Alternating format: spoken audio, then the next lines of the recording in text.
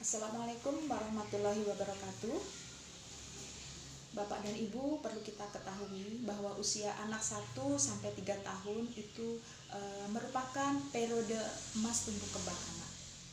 Salah satunya komunikasi juga merupakan proses perkembangan yang sangat penting pada anak usia dini. Tentunya tidak semua anak mengalami perkembangan komunikasi dengan baik.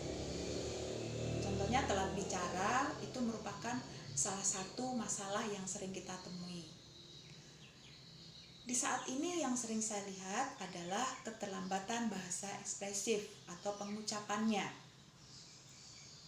Keterlambatan bahasa ekspresif atau pengucapannya yang belum bisa, tapi kalau pengertian atau reseptifnya baik, tapi bahasa ekspresifnya yang kurang karena itu stimulasinya kurang banyak.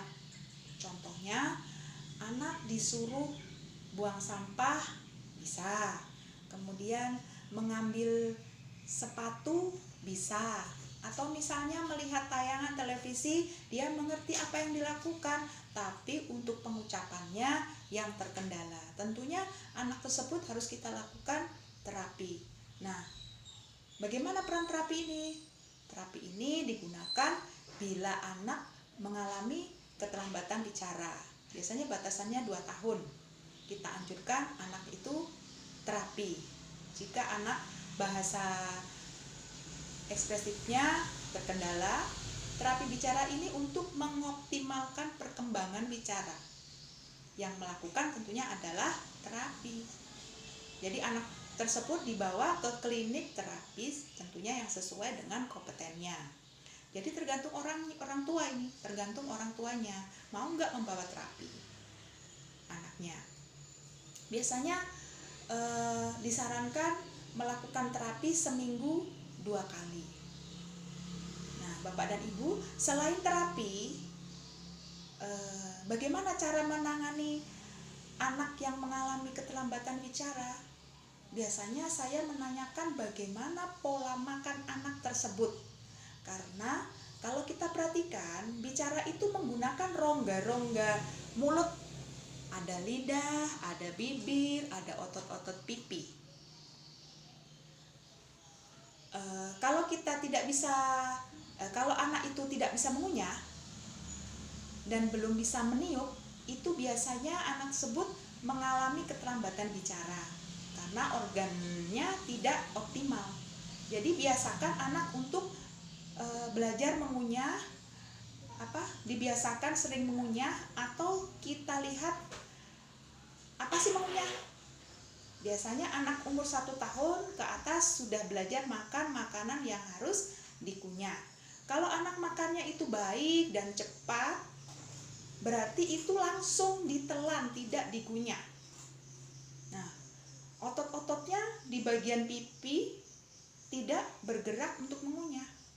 Ada lagi cara mengoptimalkan bicara di rumah. Contohnya dengan cara meniup yang mudah tentunya atau yang sederhana. Kita ambil tisu kita pegang, kemudian anak tersebut dibiasakan untuk mengunyah, untuk meniup. Tisu ini akan bergerak.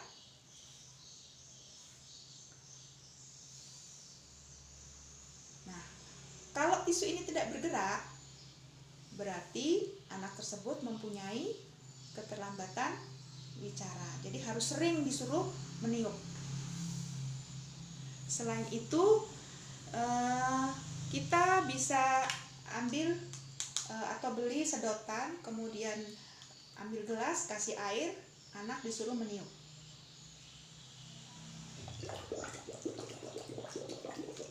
Nah, seperti itu. Kemudian ada satu cara lagi, yaitu seperti ini, dengan cara bermain air sabun. Air sabun kita tiup.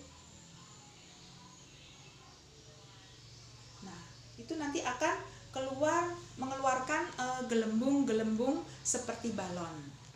Jadi terkadang anak itu bila susah meniup sampai terbentuk satu balon saja susah, padahal dia sudah sekuat tenaga meniup, itu biasanya anak itu mengalami keterlambatan bicara. Nah, demikian salah satu bagaimana cara menangani anak yang mempunyai keterlambatan bicara bisa kita lakukan di rumah selain terapi. Demikian Bapak dan Ibu, cara menangani anak yang mempunyai mengalami kendala dalam komunikasi. Demikian, mohon maaf, kendala perkembangan komunikasi. Demikian, mohon maaf. Assalamualaikum warahmatullahi wabarakatuh.